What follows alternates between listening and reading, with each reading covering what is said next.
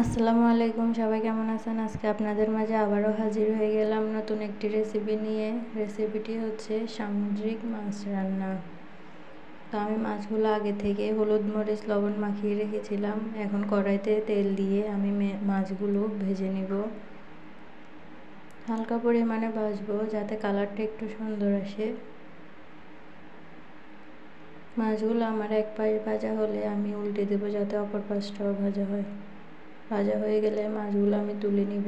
এবার আমি কড়াইতে পরিমাণ মতো তেল দিয়ে দিব আগে থেকে কেটে রাখা পেঁয়াজগুলো কিছুক্ষণ তেলের সাথে ভেজে নিব।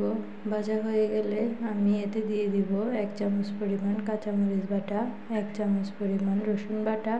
এবার কিছুক্ষণ তেলের সাথে ভেজে নিব। ভাজা হয়ে গেলে দিয়ে দিব সামান্য একটু পানি, তারপরে দিয়ে দিব হলুদের গুঁড়া, মরিচের গুঁড়া, মাছের মশলা, পরিমাণ মতো লবণ দিয়ে কিছুক্ষণ মশলাগুলো কষিয়ে নেব। মশলা যত বেশি কষানো হবে রান্নার স্বাদ ততই বাড়বে। মশলাগুলো আমার কষানো হয়ে গেছে, এবার আমি এতে মাছগুলো দিয়ে দেব। মাছ দেওয়ার পর আমি দিয়ে দেব পরিমাণ মতো ঝোলের জন্য পানি, তারপরে দিয়ে দেব আগে থেকে কেটে রাখা টমেটো দিয়ে আরও কিছুক্ষণ রান্না করে নেব। রান্না হয়ে গেলে আমি এতে দিয়ে দেব ধনেপাতা। দেখুন কালারটা কত লোভনীয় হয়েছে। বাসায় একবার হলেও বানিয়ে দেখবেন আর আমাকে কমেন্ট করে জানাবেন। ভিডিওটি ভালো লাগলে চ্যানেলটি সাবস্ক্রাইব করে পাশে থাকবেন। ধন্যবাদ।